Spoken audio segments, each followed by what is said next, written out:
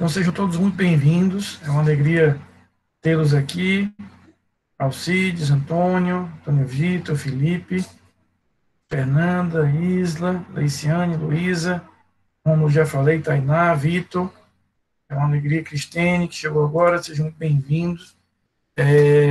Hoje nós vamos concluir o estudo que a gente vem fazendo nas últimas aulas sobre os princípios de processo penal. Nós já falamos sobre o princípio do devido processo legal, já conversamos sobre o princípio da verdade real, entendendo como é que esse princípio vai se organizar, né? A gente entendeu que ele tem uma nova forma de ser visualizado. Vimos as exceções ao princípio da verdade real, a gente conversou um pouco sobre as exceções, e na aula passada nós nos dedicamos a entender como é que é a estrutura que o processo penal define para o princípio da ampla defesa e como é a estrutura que ele vai ter ou vai ler o princípio do contraditório. Então, a gente conversou sobre esses princípios na última terça-feira. Hoje, como eu tinha adiantado para vocês na última aula, o nosso estudo é um estudo um pouco mais simples.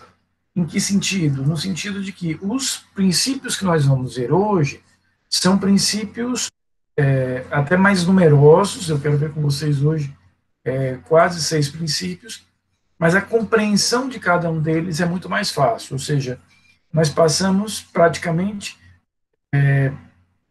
3 aulas para estudar 4 princípios.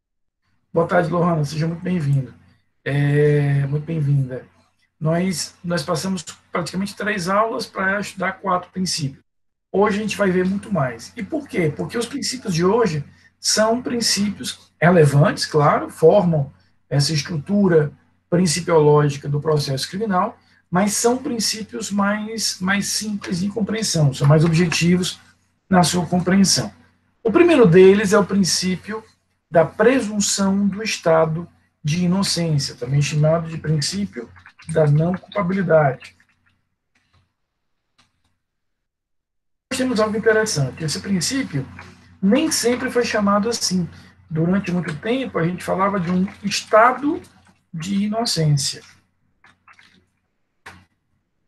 Então, o que diz o princípio da presunção do estado de inocência? Ele diz que há uma presunção que milita a favor daquele determinado indivíduo e somente após o trânsito em julgado da sentença penal condenatória é que eu posso desconstruir de forma satisfatória essa presunção de inocência. Então, a ideia é que sobre aquele evento, sobre aquele fato, existe uma presunção de inocência que eu preciso considerar, e essa presunção de inocência só será desconstruída, né, ela só vai ser desfeita quando nós chegarmos numa sentença penal condenatória passada, transitada em julgado. É essa a ideia central que a gente vai ter para esse princípio. Mas veja, nem sempre esse princípio foi considerado ou foi tomado como um princípio da presunção do Estado. Durante muito tempo, a gente falava de um estado de inocência. E aí, por algumas dificuldades que esse conceito apresentou, houve uma mudança na visão, na conceituação, na tomada de sentido que esse determinado princípio formulou. Então, o que nós tínhamos? A gente afirmava que fulano era inocente. Por isso que a gente chamava de estado de inocência. E qual era a dificuldade aqui? Essa ideia me remetia, me levava a uma ideia quase que absoluta, quase que dogmática, de um estado perene, imutável, absoluto de inocência. Na hora que eu falava que há um estado de inocência, a ideia atrelada a essa afirmação é de que nós tínhamos um estado tendente a absoluto, tendente a imutável. E diante dessa perspectiva, diante dessa visão, era muito difícil, era muito complicado compatibilizar essa tendência de absoluto, essa tendência de imutabilidade, com, por exemplo, medidas cautelares do porte de uma prisão preventiva, de uma prisão temporária, ou seja, de uma prisão cautelar. Então, quando se imaginava que o Estado era um Estado mais categoricamente tomado ou visto como um Estado absoluto de inocência, ou tendente a, era difícil você explicar como é que eu, que sou possuidor de um estado de inocência, posso ser preso provisoriamente. Então, a doutrina vai refinar esse entendimento para dizer, olha, verdade, né, em boa verdade, o que nós vamos ter aqui é uma presunção de um Estado. Presunção essa que nos leva a ter um pensamento, mas longe, afastado. Freitas, seja bem-vindo, meu amigo. Afastado, efetivamente, desse caráter quase, insisto, dogmático. Então, o que vai dizer o princípio? Ele diz o seguinte, que sobre aquele fato, sobre aquele evento, eu vou atribuir àquele determinado indivíduo uma presunção de inocência, uma presunção de não culpabilidade. Mas o que é que eu quero que vocês entendam por presunção? Se eu fosse explicar de uma forma mais direta presunção, eu diria que presunção é o caminho natural, é um caminho natural, comum, que o nosso pensamento é levado. Eu vou usar um exemplo aqui bem bobinho, muito, muito, muito simples, simplório até, mas didático do que eu estou querendo dizer a vocês. Eu não mostrei a vocês, eu não exibi a nenhum de vocês, eu não apresentei a nenhum de vocês o meu diploma de graduação em Direito. Mas, independente de qualquer coisa, apenas pelo fato da universidade ter me colocado como professor de processo penal de vocês, que é uma área muito especializada do direito, é uma área que, por exemplo, só nos cursos de direito nós estudamos. Existem áreas de direito que são estudadas em outros cursos, né? Direito administrativo, o direito econômico, até o direito do consumidor. Né? Você pode ter um estudo desse no curso de administração, no curso de contabilidade, no curso de economia, mas o direito processual penal não, é um direito nosso, exclusivamente nosso. Só a gente vai estudar isso aqui. Então, diante dessa realidade, havia, e aí é onde eu quero chegar, uma presunção na cabeça de vocês de que eu sou bacharel em direito. Uma presunção muito na cabeça de vocês, apesar de vocês não terem visto nenhuma prova disso, de vocês não terem sido apresentados, eu não tenho efetivamente apresentado a vocês o meu diploma de graduação em direito, mas havia essa presunção. Então, a presunção, por isso que eu digo que é um exemplo simplório, mas a presunção é esse caminho natural que o nosso pensamento é levado, é esse caminho natural que eu vou deduzir, eu vou aferir de determinado tipo de situação. Então, quando eu afirmo que o indivíduo é presumivelmente inocente, é que há sobre ele uma construção de ideia de que, como nós nascemos inocentes, como a gente vem a ter uma inocência original sobre todos os eventos, a presunção milita a favor da permanência dessa condição de inocente. E eu só posso quebrar essa presunção, eu só posso, aspas, né, muitas aspas, despresumir se eu tiver uma prova muito segura, muito robusta disso. É por isso que eu queria fazer aqui um parênteses muito rápido. A gente vai ter duas espécies básicas de presunção. A gente vai falar de presunção relativa,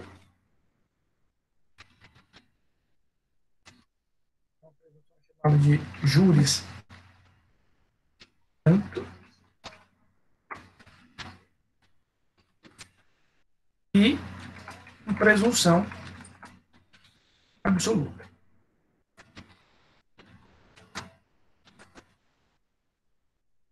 Como júri et júri.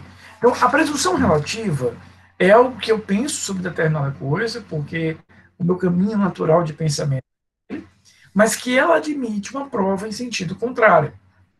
A presunção absoluta, também eu vou pensar algo sobre aquele determinado evento, mas ela não vai admitir uma prova em sentido contrário. Então, a presunção absoluta, ela é mais rígida. E sendo ou não verdade, como eu não posso refutá-la, como eu não posso desconstruí-la, o caminho será de manutenção absoluta dessa determinada presunção. Tranquilo, João. O importante é que você chegou, meu amigo. Então, a gente vai ter a presunção relativa e a presunção absoluta com essa perspectiva. De um lado, eu tenho uma presunção que vai trabalhar dentro dessa realidade com intenção em que é possível provar o contrário, e outra presunção que não admite sequer a prova em contrário. Qual é a consequência disso? Aquilo, sendo verdadeiro ou não, prevalecerá como uma verdade. Deixa eu trazer um exemplo que vocês aprenderam lá em Direito Penal 1. Em Direito Penal 1, eu não sei com quem vocês estudaram, né? Provavelmente alguns aqui fizeram, por exemplo, com o Regis Gonçalves Pinheiro, um amigo queridíssimo que eu tenho, amigo de literalmente do primeiro dia de faculdade, nós entramos juntos no curso de Direito.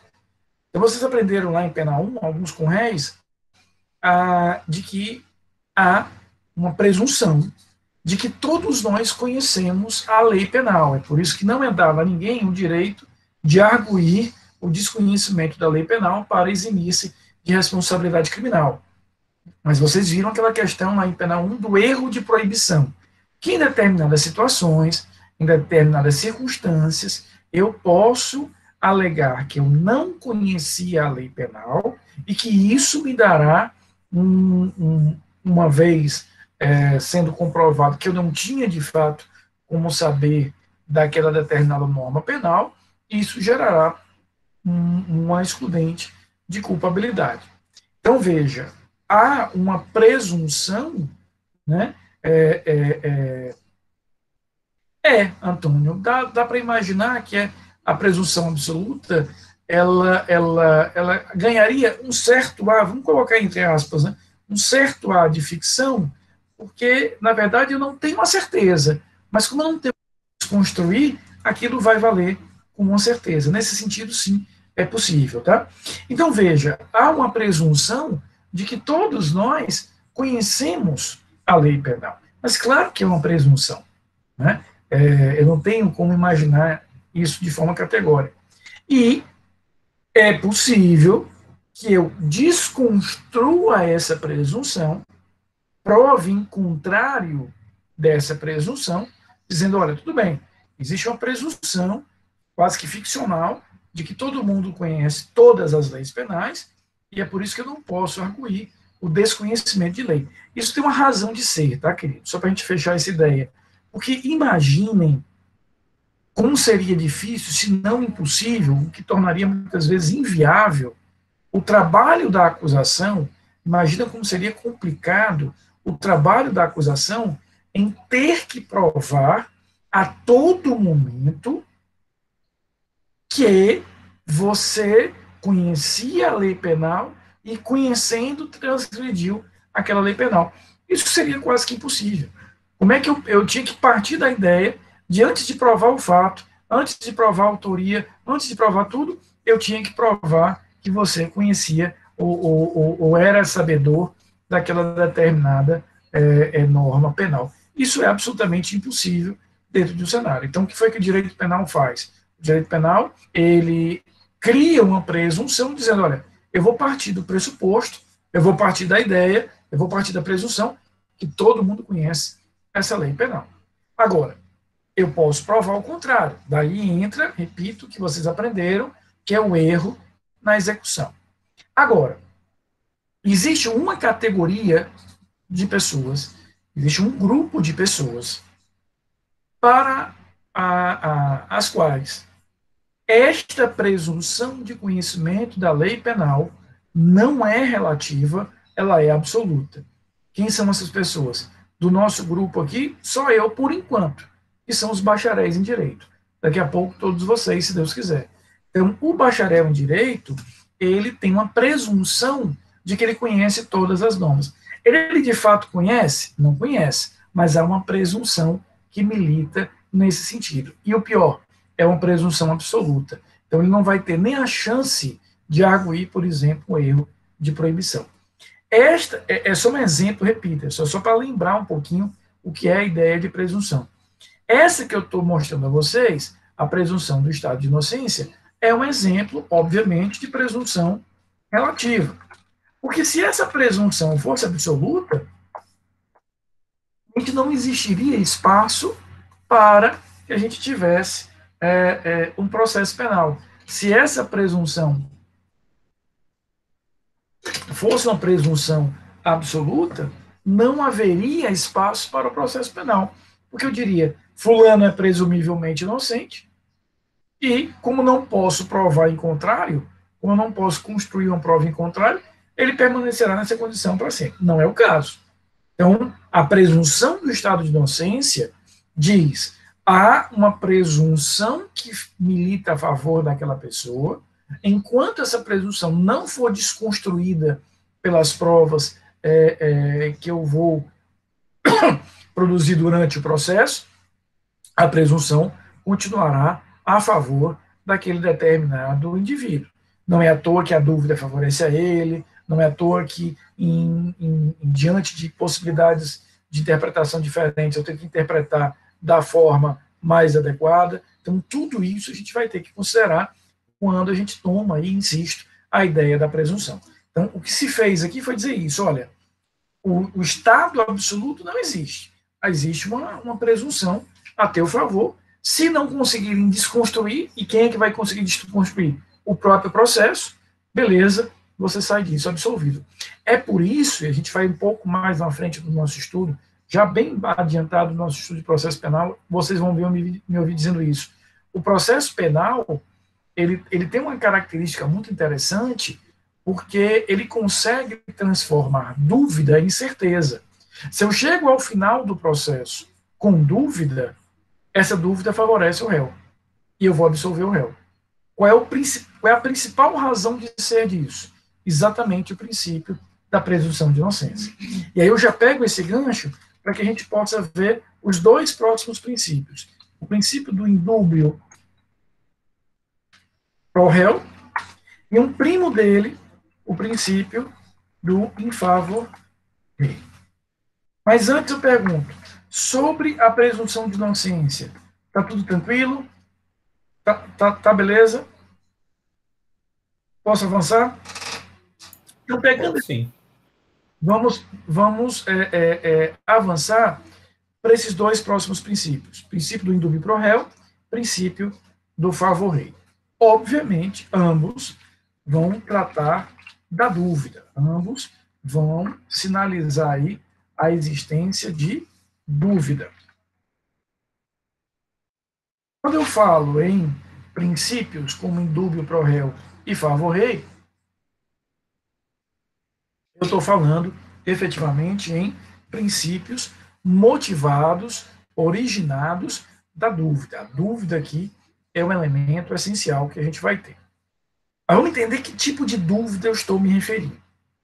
O princípio do indúbio pro réu, ele sinaliza que, se eu verificar no processo a existência de dúvida sobre os fatos e suas circunstâncias, essa dúvida deve favorecer o réu.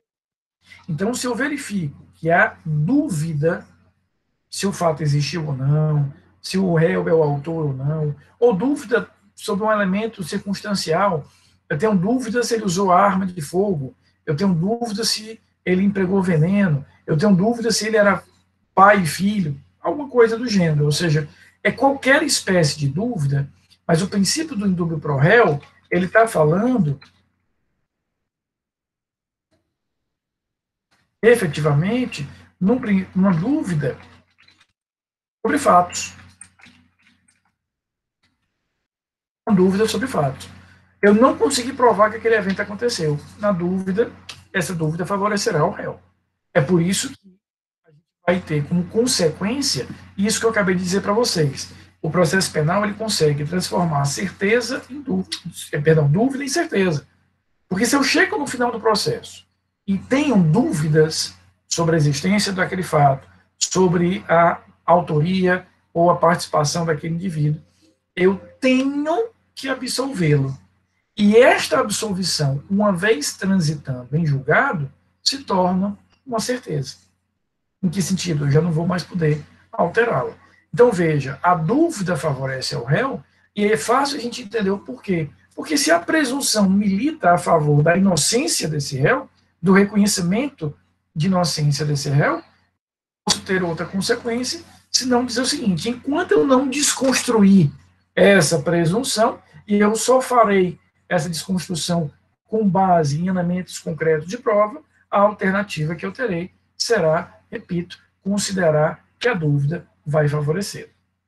Então, a acusação, para que ela tenha sucesso, ela vai precisar provar que aquele evento aconteceu, ela vai precisar provar a autoria, a participação daquele determinado agente. Ela precisa fazer a prova disso para que eu possa dar lastro, dar suporte efetivamente a essa determinada circunstância. Então, sem isso, não haverá espaço, não haverá como eu reconhecer ou dar, de alguma forma, reconhecimento a essa determinada quebra de presunção. E aqui a gente começa a casar todas essas ideias, ou seja, eu tenho uma presunção de inocência, essa presunção diz que enquanto não tiver uma prova que desconstrói efetivamente a dúvida, ele vai gerar efetivamente a ideia da presunção de inocência, e é por isso que no processo penal, resgatando algo que nós vimos a semana passada, a verdade real é tão importante. É por isso que esse elemento da verdade real acaba sendo tão importante, tão significativo, para que a gente possa, de verdade, e perceber essa determinada existência dessa culpabilidade, medir o grau de culpabilidade e etc. Agora, esse princípio do indúbio pro réu, ou seja, a ideia de que se eu tiver dúvida sobre a prova, essa dúvida favorece ao réu, ele possui duas exceções. Eu tenho aqui duas exceções importantes a esse princípio. Existem dois momentos do processo em que a dúvida não favorecerá ao réu. Alguns chamam ou indicam que nesse momento haveria a incidência de um princípio chamado indúbio pro società. Mas esse aqui não existe como princípio, não existe princípio do indúbio pro società. Né? O que existe são exceções ao princípio do indúbio pro réu. Mas isso não é capaz de gerar, de criar uma identidade principiológica própria. Que momentos são esses? Quando a gente fala de indúbio pro réu, nós vamos ter duas exceções básicas. A primeira delas é o momento de recebimento da denúncia ou da queixa. Denúncia e a queixa, vocês viram lá em Pena 1, e a gente daqui a 2 semanas vai estudar isso aqui juntos, representam as petições iniciais na ação pública e na ação privada. Eu tenho aqui na ação pública e na ação privada. Tá? Me deixe um minutinho, vou só ligar aqui o cabo do notebook. Só um minuto, por favor.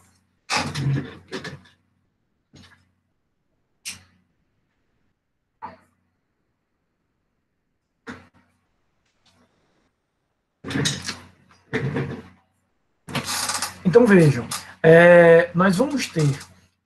já voltei. Obrigado pela paciência e por não terem fugido.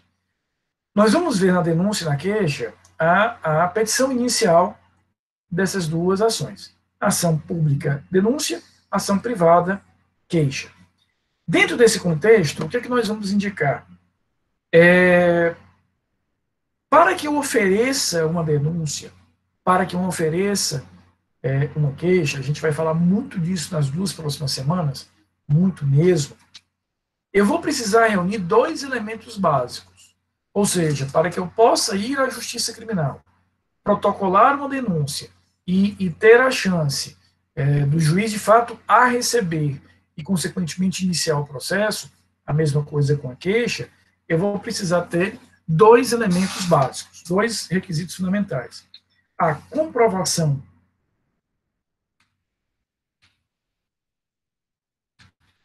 de materialidade e os indícios de autoria. Esse binômio é um binômio fundamental no estudo do processo penal e é um binômio que vai nos acompanhar em muitos momentos.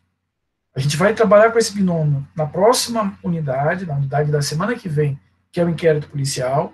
A gente vai trabalhar com esse binômio na próxima unidade, depois, que é a ação penal. A gente vai falar disso quando a gente trabalhar com provas, a gente vai falar disso quando a gente trabalhar com prisões, a gente vai trabalhar disso lá em processo penal 2, quando a gente falar de recursos. Então, entender, compreender esses dois elementos, esse binômio essencial, é elemento fundamental para que a gente possa extrair ou perceber o alcance dos requisitos essenciais para a propositura de uma ação penal. O que é comprovação de materialidade? Eu tenho que comprovar, através de meios de prova concretos, seguros, rígidos, lícitos, que o fato existiu. Então, comprovação de materialidade é igual a comprovação do fato, do evento. Por isso que a gente vai falar de comprovação da materialidade delitiva. Eu estou materialmente comprovando que aquele evento aconteceu. Eu estou comprovando que a morte aconteceu, que a lesão aconteceu, que a subtração aconteceu, que a coação aconteceu, e por aí vai.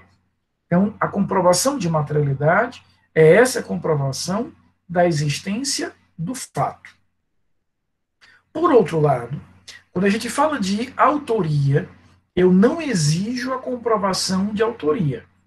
Eu exigirei apenas indícios de autoria. O que é um indício? É um início de prova. É um elemento de informação, não tão seguro e robusto como a prova, mas que sinaliza um determinado caminho. Eu vou trabalhar aqui com um exemplo muito simples, mas muito didático desses dois elementos.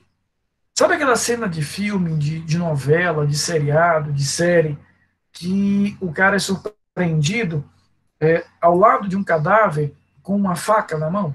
Então, a cena que eu quero que vocês materializem na cabeça é isso. Há um cara, uma faca na mão, do lado, um cadáver, um corpo humano morto. Então, veja, essa cena, simples assim, ela me dá a ideia de que há uma materialidade delitiva, porque eu tenho ali um corpo, existe essa materialidade delitiva, há de fato um corpo ali, e eu tenho, como consequência disso, indícios de autoria. Foi aquela pessoa que está com a faca na mão que matou? Eu não sei. Eu não tenho essa comprovação. Eu não tenho essa certeza. Mas eu tenho informações, eu tenho elementos de informações que nós vamos rotular, etiquetar de indícios que me dizem que há algum tipo de vínculo potencial com aquele determinado evento. Esses dois elementos são suficientes para que eu inicie o processo penal. Então, explicando isso de outra forma, quando eu inicio o processo penal, eu não preciso ter comprovação de materialidade e comprovação de autoria. Basta que eu tenha a comprovação de materialidade. Quanto à autoria, bastam indícios. Então, explicando de uma outra maneira, Rafael, quer dizer que para que eu inicie um processo, para que eu formalize o início de uma ação penal, eu não preciso ter certeza sobre a autoria, eu tenho dúvidas sobre a autoria? Sim, é assim mesmo. É por isso que esse momento de recebimento da denúncia da queixa representa uma exceção ao princípio do indúbio pro réu. Em regra, o princípio do indúbio pro réu sinaliza de que, havendo dúvida sobre o fato, essa dúvida favorecerá, beneficiará o acusado, o réu. Nesse momento, não. Na dúvida, que eu desenvolvo o processo, que eu produzo o processo, que vai ser o ambiente natural para a produção de prova, e aí, ao final, eu vou conseguir declarar a eventual responsabilidade dele, ou não, simplesmente digo, olha, eu continuo na mesma dúvida, e aí, ao final, eu vou efetivamente trabalhar com uma absolvição. O João e a Lohana perguntam o seguinte: esse indício é suficiente para levar ao flagrante? E a Lohana complementa. Ia perguntar sobre o flagrante também. No caso, em sendo flagrante, já ficaria materializada a autoria? Esse indício é suficiente para o flagrante. Ponto. Lohana, não materializaria ainda a autoria, ter elementos muito concretos para a autoria.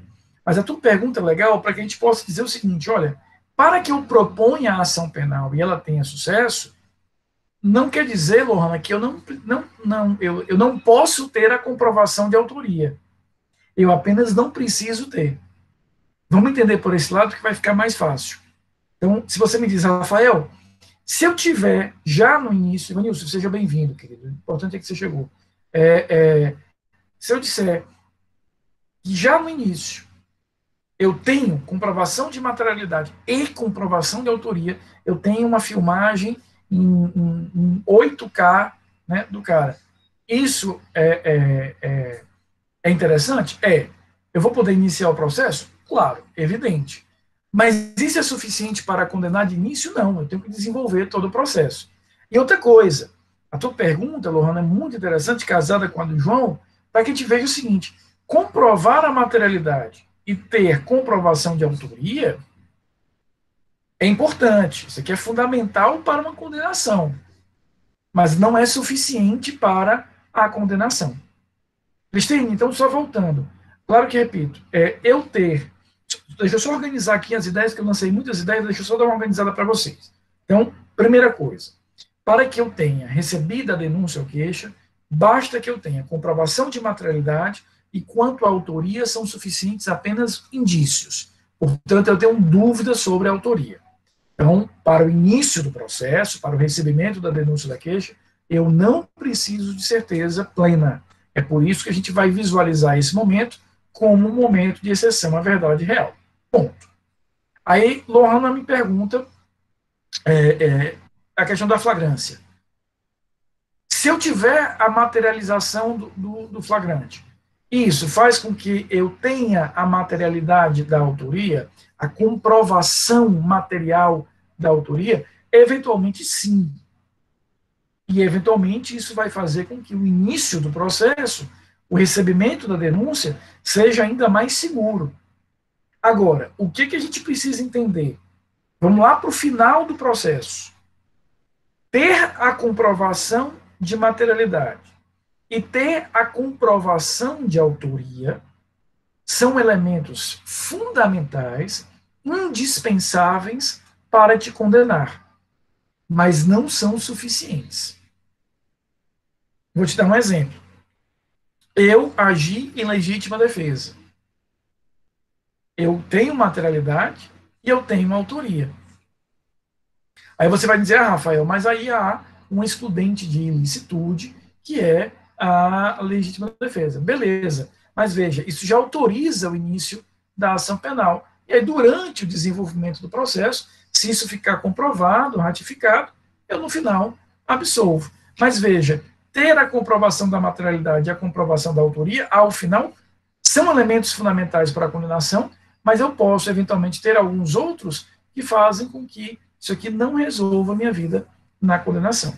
Agora, o que é importante essas certezas absolutas só serão exigidas no momento final do processo para, eventualmente, condenar. Para início, basta que, efetivamente, eu tenha isso. João, não chega a ser uma inversão do ônus da prova, porque a inversão do ônus da prova seria algo como se eu dissesse, réu, você tem que provar que você é inocente. Não é isso. As presunções continuam sempre a meu favor. O ônus de provar continua sendo o ônus de provar da acusação. Apenas eu estou abrandando, neste momento, a intensidade da prova que ele realmente vai precisar provar. O exemplo de comprovação de materialidade, Cristiane, é o exame de corpo de delito, por exemplo, para um homicídio. Eu, através do exame de corpo de delito, estou comprovando que houve a morte, que houve o óbito daquela determinada pessoa.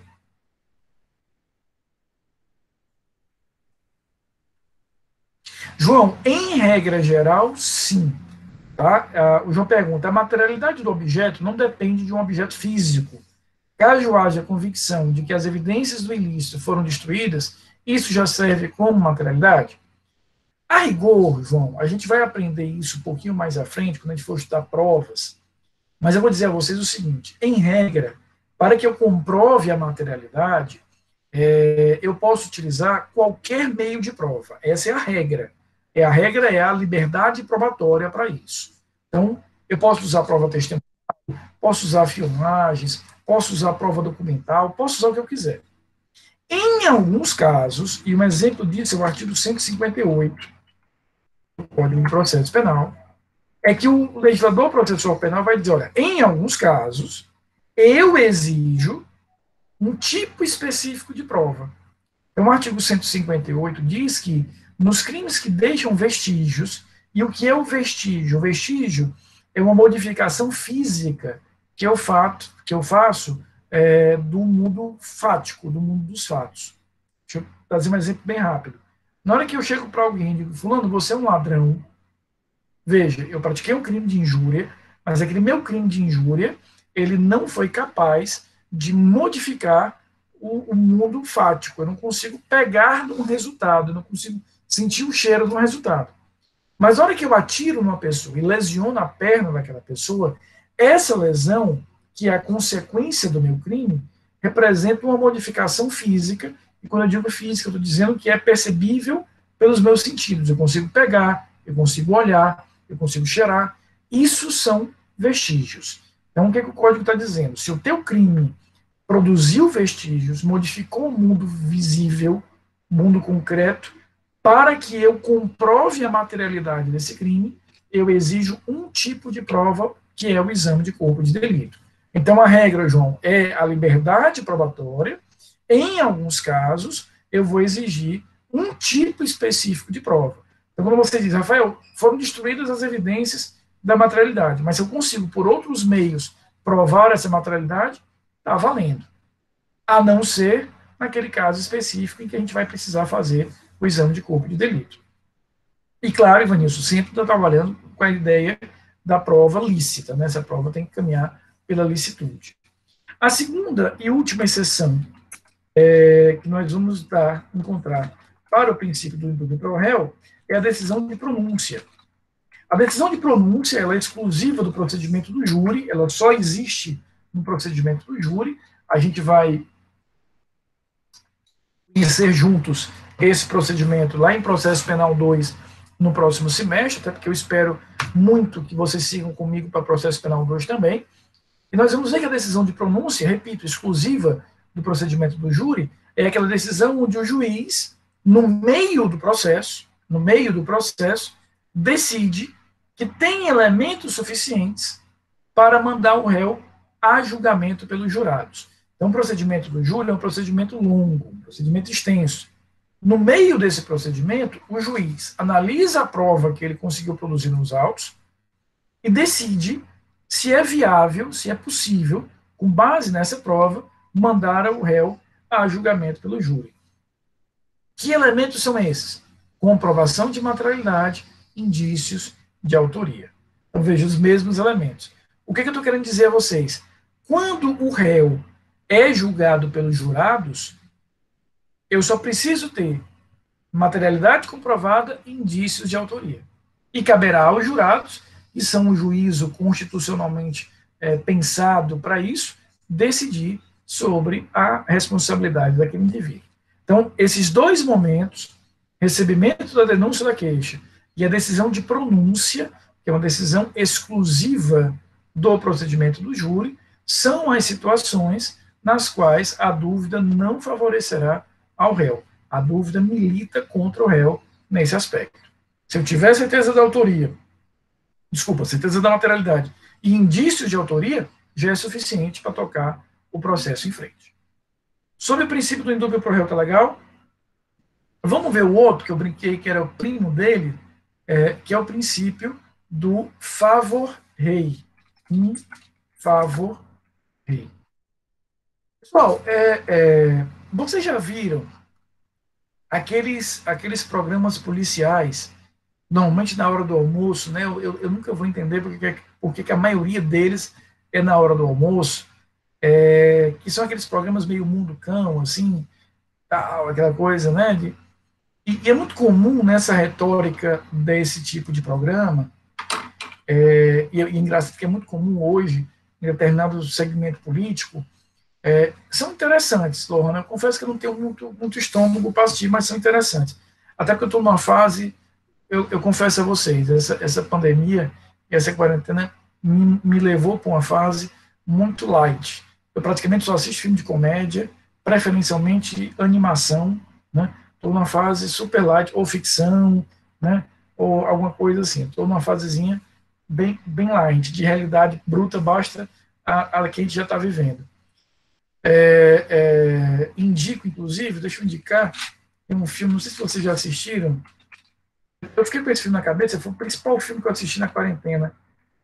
Realmente foi um filme que me impactou muito, é porque tem o meu ator predileto.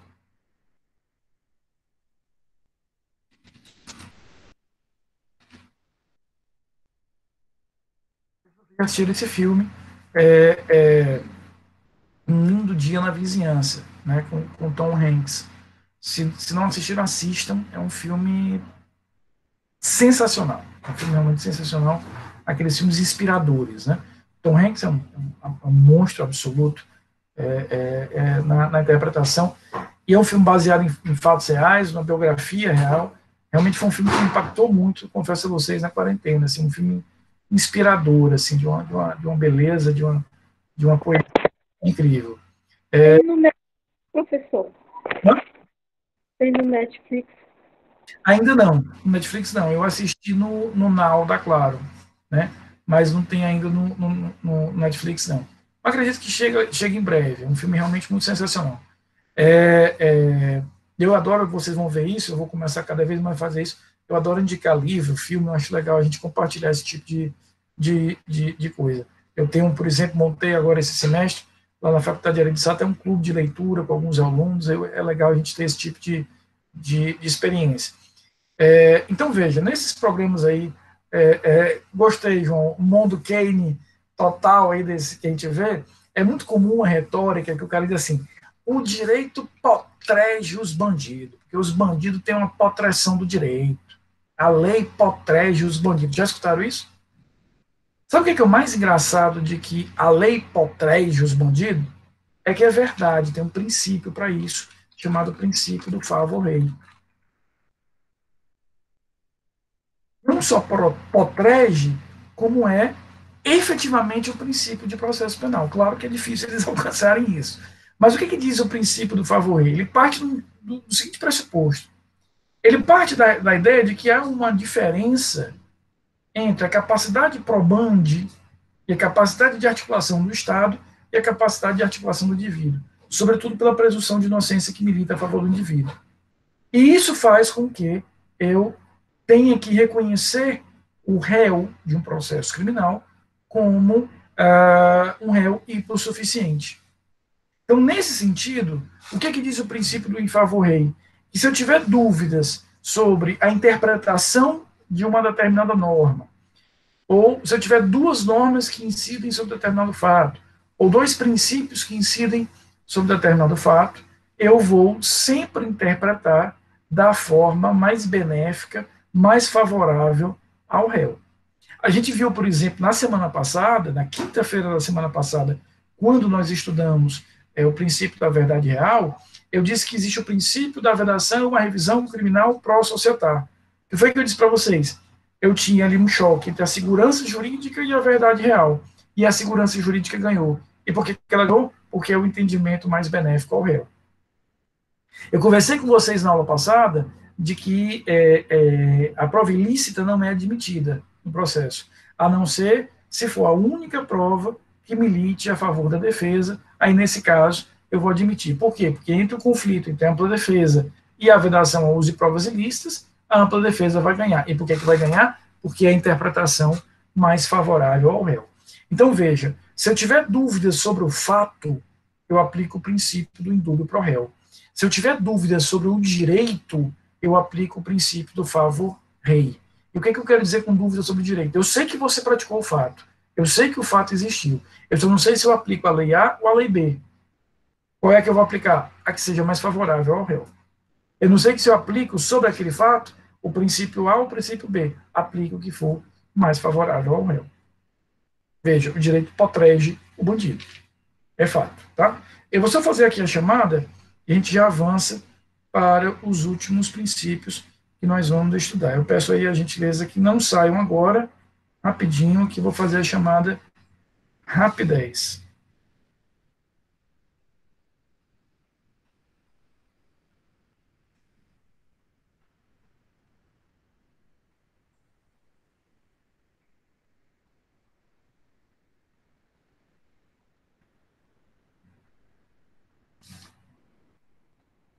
Não saio, não. Um minutinho aqui.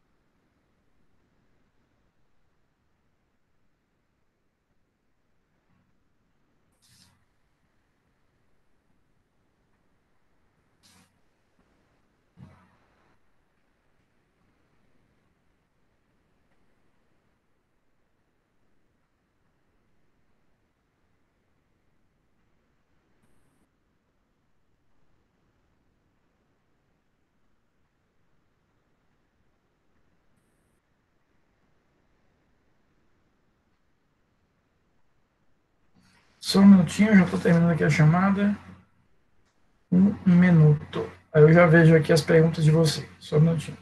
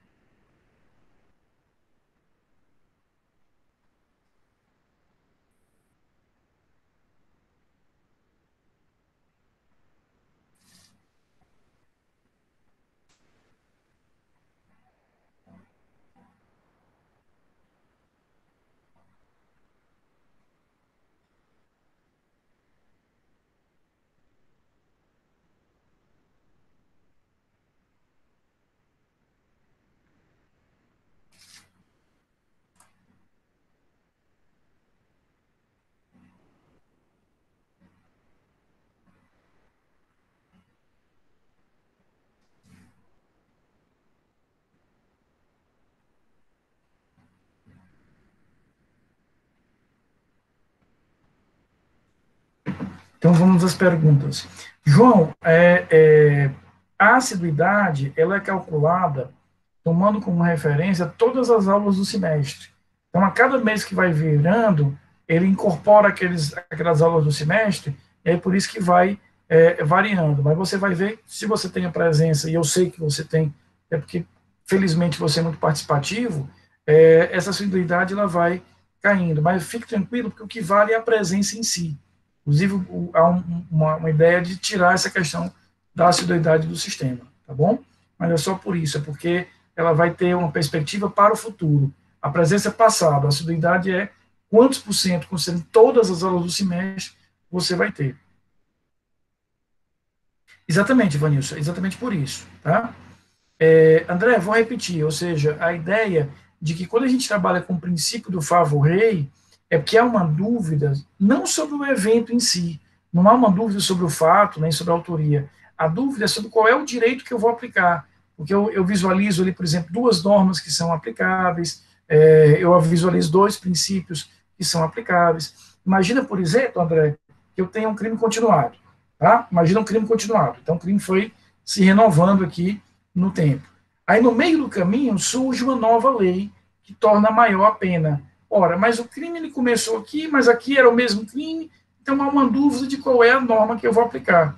A com a pena maior ou com a pena menor. Que aqui diz o princípio do favor rei, aplique a que tiver a menor pena.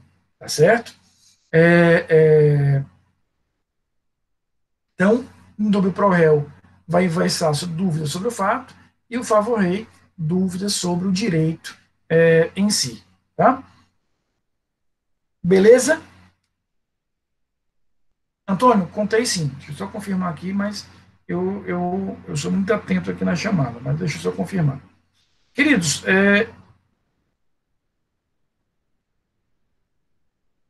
sim.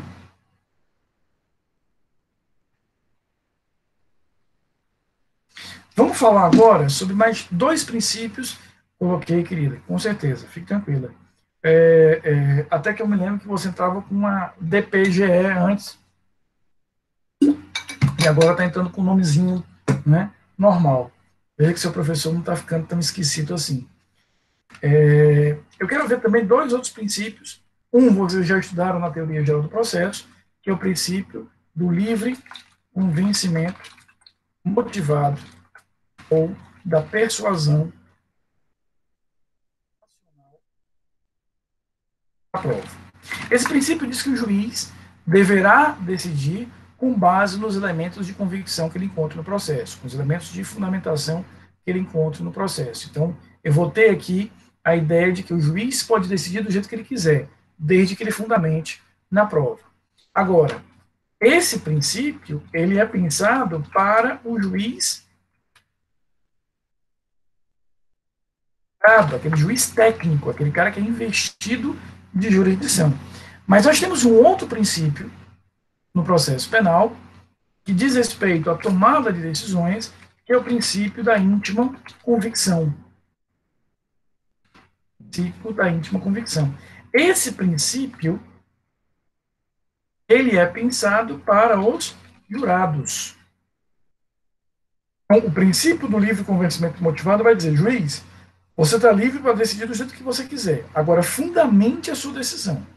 Dê corpo à sua decisão. Dê lastro à sua decisão. E dá lastro como? Indicando qual é a prova necessariamente contraditória, que você usou para decidir. Já o jurado, lá no tribunal do júri, ele vai ser regido por um outro princípio, o princípio da íntima convicção. O que diz o princípio da íntima convicção? Ele vai tomar a decisão pelo sentimento próprio, particular, de justiça que ele tem. Tanto é que ele não vai, é um princípio constitucional, o sigilo das votações, ele não vai dizer como é que ele votou. Então, o jurado, ele não diz como é que ele votou, ele não fundamenta a decisão dele, ele não precisa explicar a decisão dele.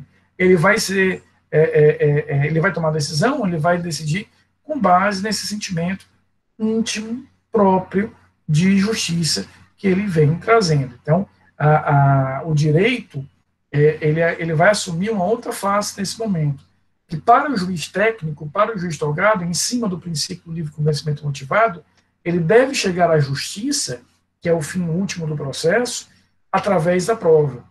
O jurado, ele deve chegar à justiça através de um sentimento íntimo particular do que ele entenda, dentro daquele determinado caso, efetivamente, que seja justiça. Tanto é que eu nunca vou saber como é que ele votou.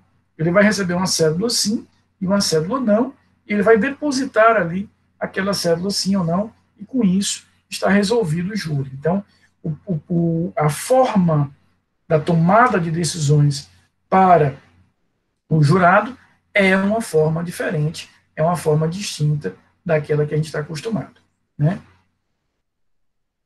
Pode ser, Antônio, pode ser. Vamos só entender, eu entendi o que você quer dizer, essa questão da opinião pessoal, é uma opinião pessoal, mas uma opinião que deve ser o quê? Buscando a justiça do caso. Mas sim, eu posso entender assim, sim. O juiz toma a decisão com base na prova, nos fatos, nos elementos de direito, e o jurado com base na opinião que ele construiu ali sobre aquele determinado evento, uma opinião particular, íntima, pessoal. Tá? E o último dos princípios que eu quero ver com vocês é o princípio da publicidade, que vai dizer que a gente vai ter... Ivanilson, tem muitos recursos do júri, mas são os recursos mais difíceis para que você tenha sucesso. E como no júri a gente tem a variável aí, que é a soberania dos vereditos, para você desconstruir essa decisão dos jurados, há que ter muita convicção de que o erro foi grosseiro dos jurados. Então eu concordo contigo, há muito, na verdade, todo o processo de júri acaba resultando praticamente no recurso, mas são recursos de baixa eficiência, baixa probabilidade de êxito, porque a gente parte no júri, a gente vai no futuro, lá em processo penal 2, para vocês terem ideia do quanto o recurso no júri é complexo, a gente vai ter uma aula inteira só para tratar disso. Uma aula completa só para entender o recurso de apelação nas hipóteses do júri. E por que é tão complexo? Porque ele parte da revisão de decisões de um juízo que é soberano. Então, isso já desequilibra de natureza, de saída, essa relação. Tá? Então, o último dos princípios que eu quero ver com vocês é o princípio da publicidade. O que ele vai dizer? Que os atos processuais, por serem atos estatais, por serem atos realizados pelo próprio Estado, o Estado tem o monopólio da jurisdição, são atos que devem, repito, ser tratados como atos públicos. Não é à toa que eu tenho acesso a uma audiência, tenho acesso a uma sessão de julgamento, tenho acesso a uma sessão do tribunal. Em caráter excepcional, caráter bastante excepcional, é que eu vou poder restringir o acesso a esse determinado tipo de sinalização. Eu vou restringir o acesso a esse determinado tipo de evento. Então, a regra é que a gente tenha, de fato, a perspectiva de termos esse determinado contexto, esse determinado cenário, que é o de livre acesso aos atos processuais. A regra, insisto, é a realização desses atos processuais e, efetivamente, a gente vai ter a perspectiva de que nós temos a ideia de que esse livre acesso vai ser restringido em alguns contextos, quando o interesse público for conveniente, quando o interesse público for adequado. Tá? Então, a gente vai ter como regra a publicidade, não é à toa que todo evento processual o juiz tem que dar ciência às partes, tem que comunicar às partes, mas em casos específicos eu posso ter a restrição desse determinado tipo de acesso. Tá bom?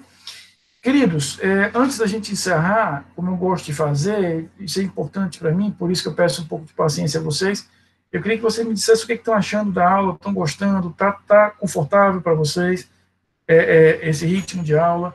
Qualquer coisa me falem, é muito importante esse retorno, esse feedback de vocês, até porque a gente está lidando com matéria diferente, que são essas aulas remotas, então é muito importante que eu tenha esse retorno de vocês, tá bom? Qualquer coisa, qualquer dificuldade, traz para a gente essa dificuldade, para a gente ir. A partir das próximas aulas eu vou usar um pouco mais de slide para facilitar isso, então é importante que a gente tenha essa determinada realidade, tá? Tem lá no AVA, vocês vão ter algumas videoaulas sobre essa matéria, e semana que vem a gente começa uma unidade nova, que é o estudo do inquérito policial, tá bom? Muito obrigado, qualquer dúvida, qualquer coisa, qualquer sugestão, traz para mim, para a gente poder ir aperfeiçoando ao longo do semestre, tá bom? A gente realmente tem essa necessidade de seguir em aulas remotas, e por isso a gente precisa ter essa boa comunicação, tá bom? Um excelente final de semana para vocês, bom feriado, e se Deus quiser, a gente se encontra na próxima quinta-feira.